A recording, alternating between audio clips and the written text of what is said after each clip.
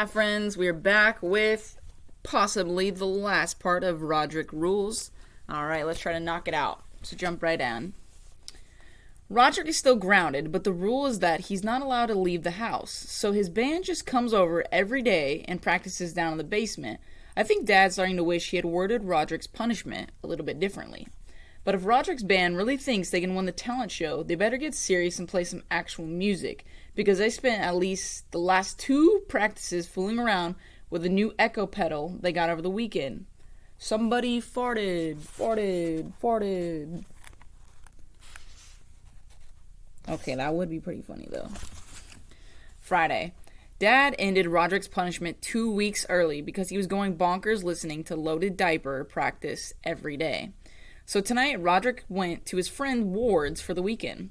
With Rodrick out of the house, that meant the basement was free. So I invited Raleigh over to spend the night.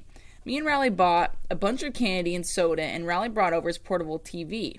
We even managed to get our hands on a couple of Rodrick horror movies, so we were all set. But then Mom came downstairs with Manny.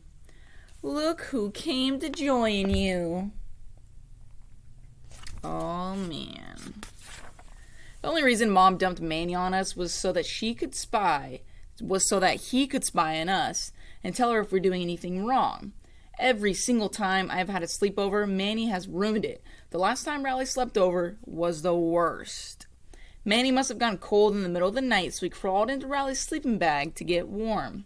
That freaked Raleigh out and enough to make him go home early, and he hasn't been back to spend the night since.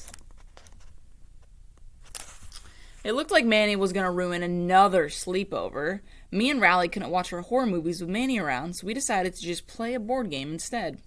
But I'm a little sick of board games, and besides, Raleigh was kind of driving me crazy. He needed to go to the bathroom every 5 minutes, and whenever he'd come back downstairs, he'd kick a pillow across the room.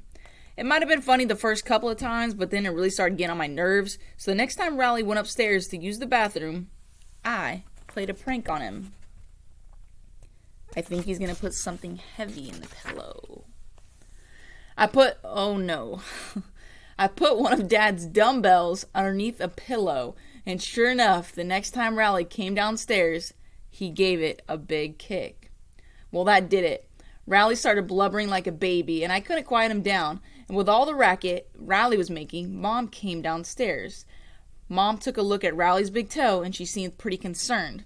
I think Mom's sensitive about Raleigh getting injured in our house after the tinfoil ball incident, so she drove him right home. I was just glad she didn't ask us how it happened. So he kicked one of those heavy weights. As soon as Mom and Raleigh walked out the door, I knew I better start working on Manny. Manny saw me put the dumbbell under the pillow, and I knew he would tell Mom what I did.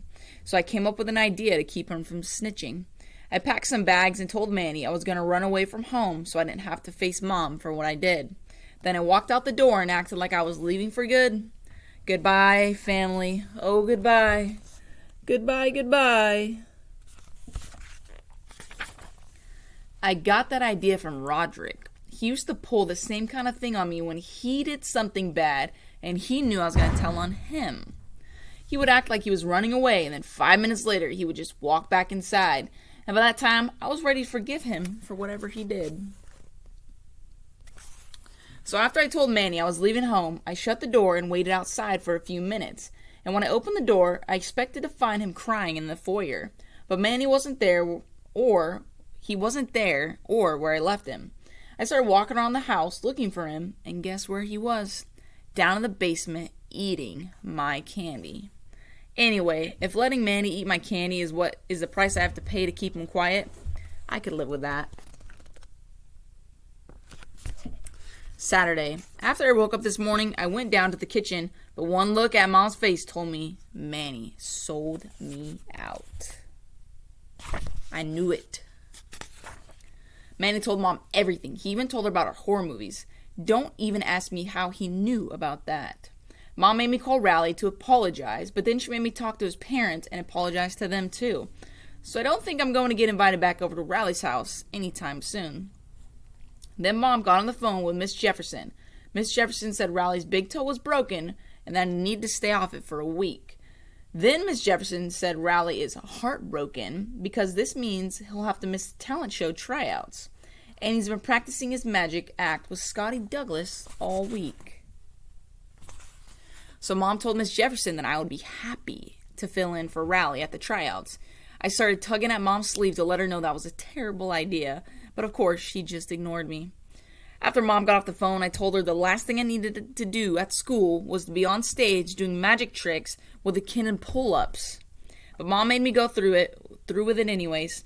She took me down to Scotty's house and explained the situation to his mother. So now there was no way of getting out of it. Miss Douglas invited me inside, and me and Scotty went up to his room to start practicing. Well, the first thing I found out was that Riley and Scotty were not equal partners in the act. Riley was actually Scotty's assistant. I told Scotty there was no way I was going to be a magician's assistant to a first grader, but Scotty said it was his magic set, and he started throwing a big tantrum. So I just went along with the idea to keep Scotty quiet, because believe me, I do not need any more trouble. Then Scotty handed me this shirt that was covered with all these sparkly sequins, and he told me that it was my costume. It looked like something Grandma would wear to bingo. I told Scotty maybe I could wear something cooler like a leather jacket, but he said that wouldn't be magic enough. Anyway, it turns out all I have to do for the act is hand Scotty a prop every once in a while, so maybe it really isn't going to be that bad.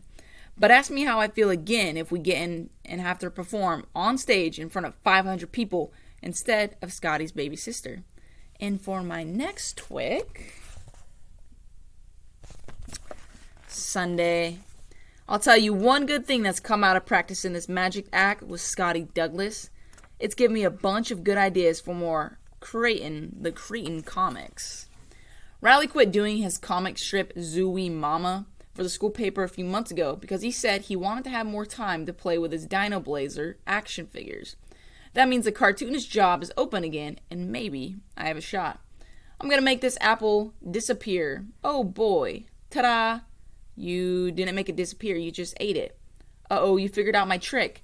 You didn't even eat the whole thing. Okay, watch this. Now ain't that a magic trick? That's not magic, it's just a lighter. Oops, I thought it was magic. Boo, you're not a magician. Plus, that's not even a magician's hat. It's an Abraham Lincoln hat. Oops. The end. I don't think his comics are that funny. Alright, well, we didn't finish it this time, but next time for sure we will find out what happens in the end of Diary of a Wimpy Kid, Rodrick Rules. I'll see you guys then. Bye.